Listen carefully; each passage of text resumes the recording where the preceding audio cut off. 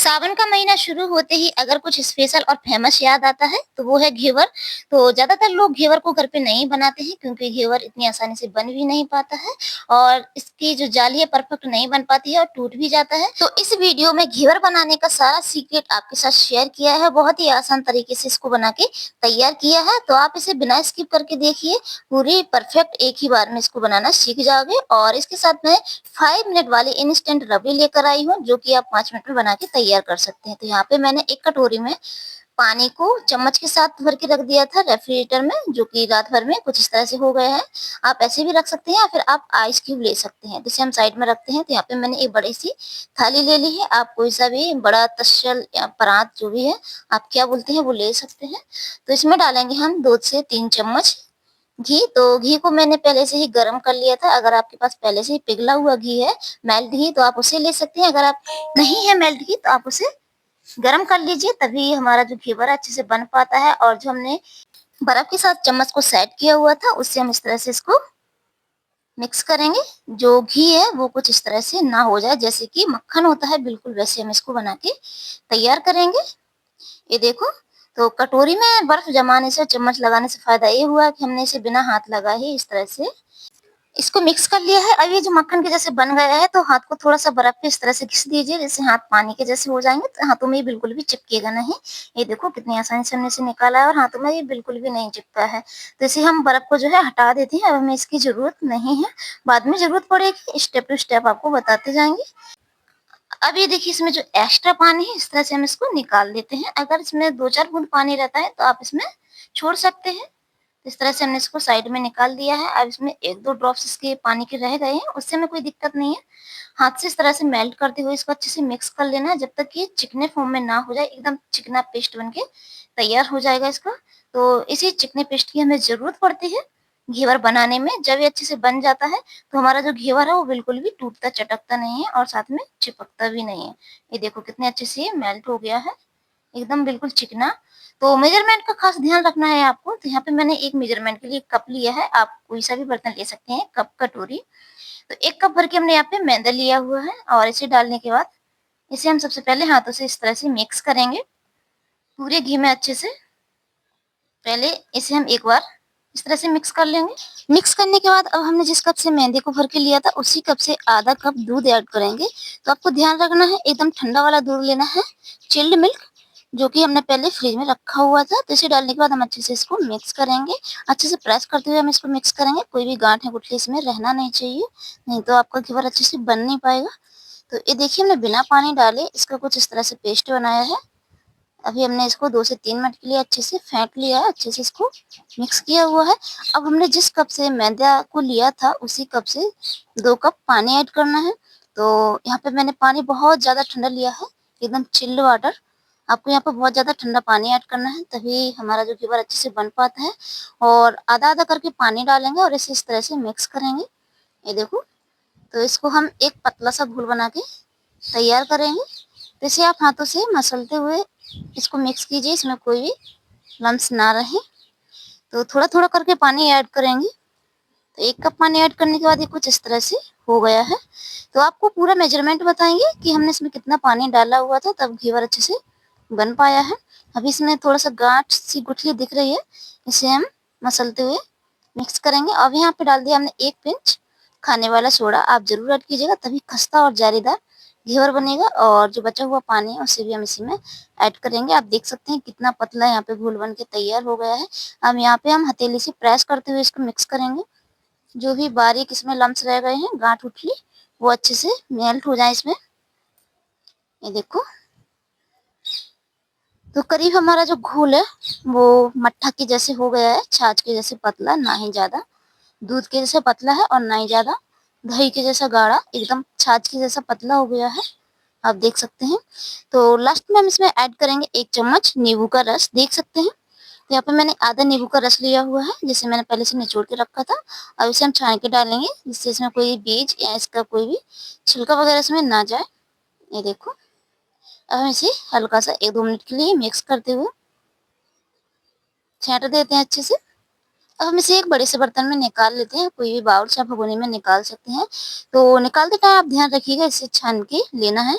अगर इसमें गलती से भी कुछ रह गया है, छोटे-छोटे हल्के से लम्स या गाँठ, तो वो निकल जाए और जब हम घेवर बनाएँ तो घेवर अच्छे से बन पाए, बिल्कुल भी दिक्कत ना करे। तो ये देखो यहाँ पे कितना फेंटने के बाद, कितना मिक्स करने के बाद थोड़ा-सा रह गया है, तो इसे हम इस तरह से निकाल लेते हैं जितना कि निकल पा रहा है।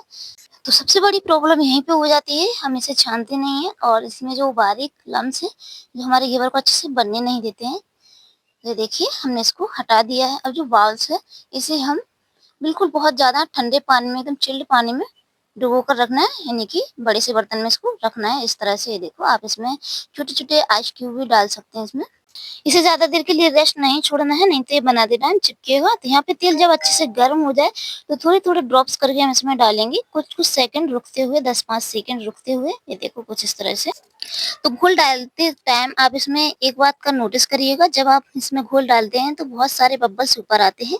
अगर इस तरह से आते हैं तो हमारा टेम्परेचर सही है तेल का भी और घोल का भी। अगर इस तरह से नहीं आते हैं और घोल जाके सीधे तले में बैठ जाता है, तो अभी हमारा या तो इसका जो घोल है वो ठंडा नहीं है या फिर तेल गरम नहीं है अच्छे से। तो तेल भी अच्छे से गर्म होना चाहिए और जो घोल है वो बहुत ज़्यादा ठंडा होना चाहिए, तभी गरम प्लस ठंडा मिलके एक जालीदार घेवर बनाते हैं। तो जैसे कि मैंने पहले बताया था, मैंने घोल को पहले से ही बर्फ वाले पानी में डुबो के रखा हुआ है, जिससे वो ठंडा बना रहे। अब आपको लगता है कि घेवर यहाँ पे बनने वाला है, तो घोल डालना बंद कर दीजिए और इसे 2 से 4 मिनट तक पका लीजिए।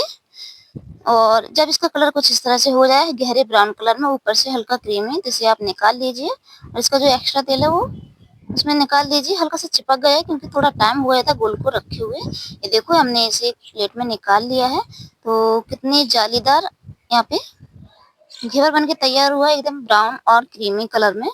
तो अब आप इसे महीने भर के लिए स्टोर करके भी रख सकते हैं और जब मन होता है खाने का तभी आप इसमें चाशनी डाल के और रबड़ी डाल के खा सकते हैं। तो वीडियो की शुरुआत में हमने बताया था कि 5 मिनट में बनने वाली रबड़ी भी आपके साथ शेयर करेंगे। तो सबसे पहले हमने यहाँ पे चाशनी बना के पहले से रखी हुई थी, एक तार की चाशनी, ज्यादा से गाढ़ी चाशनी इसके लिए नहीं बनाना है। अगर आपको ज्यादा मीठा खाना है तो चाशनी में डिप कर दीजिए और हल्का मीठा खाना है तो ऊपर से थोड़ा थोड़ा करके इस तरह से इसके ऊपर चाशनी डालिए। तो अभी हमारा बिल्कुल बाजार जैसा जालीदार और कुरकुरा घेवर बन के तैयार है। अगर आप इसे चाशनी में डुबोकर 1 से 2 दिन के लिए छोड़ देते हैं तो ये सॉफ्ट और मुलायम घेवर बन के तैयार होता है। अब जैसा आपको खाना है वैसा आप इसे बना के खा सकते हैं। तो चाशनी ऐड करने के बाद हम इसे साइड में रख देते हैं, जब तक ये चाशनी को अब्जॉर्ब कर लेगा और अच्छे से मीठा भी हो जाएगा, तब तक हम 5 मिनट में बनने वाली रबड़ी बना के तैयार कर लेते हैं। तो इस रबड़ी को बनाने के लिए आपको फुल क्रीम दूध चाहिए होता है, या तो फिर आप भैंस का ताज़ी दूध लीजिए क्योंकि भैंस के दूध में ज़्यादातर अच्छी मलाई निकलती है, या फिर गाय का भी ले सकते हैं, या फिर फुल क्रीम दूध। उसके बाद हमने दूध को अच्छे से गर्म किया था, 2 से 3 उबाल आने दी थी। जब ये ठंडा हो गया था तो 7 से 8 घंटे के लिए इसे हमने फ्रिज में रख दिया था। जब ये अच्छे से ठंडा हो गया है तो इसमें कुछ इस तरह से मलाई बन के तैयार हुई है, एकदम मोटी मलाई। ये देखो आप देख सकते हैं कितनी अच्छी सी जाली बन के तैयार हुई है। तो इसी जाली को हम निकाल लेते हैं और इसी जाली से हम बनाने वाले हैं 5 मिनट में बनने वाली रबड़ी। ये देखो यहाँ पे हमने इसे निकाल लिया है एक अलग कटोरी में। अगर आप इस तरह के प्रोसेस को फॉलो करते हैं, बिल्कुल बहुत ज्यादा गर्म दूध करके फिर ठंडा होने दे, फ्रिज में रख दे बिना हिला डुलाए, अगर आप हिला डुला देते हैं तो जाली अच्छे से नहीं बन पाएगी। तो ये देखिए कितनी अच्छी मोटी जाली यहाँ पे मलाई बन के तैयार हुई है। तो इसी मलाई का हम रबड़ी बनाने वाले हैं। तो इसमें हमने डाल दिया है एक कुटी हुई इलायची, वो पूरी तरह से ऑप्शनल है, अगर आपको पसंद है तो। आधी चम्मच चीनी ऐड करेंगे। चीनी हमें इसमें ज़्यादा ऐड नहीं करना है, अगर आप चीनी ज़्यादा ऐड कर देते हो तो जो मलाई है वो चीनी के साथ पिघलेगी और थोड़ा पतला हो जाएगी, जो कि हमें नहीं चाहिए।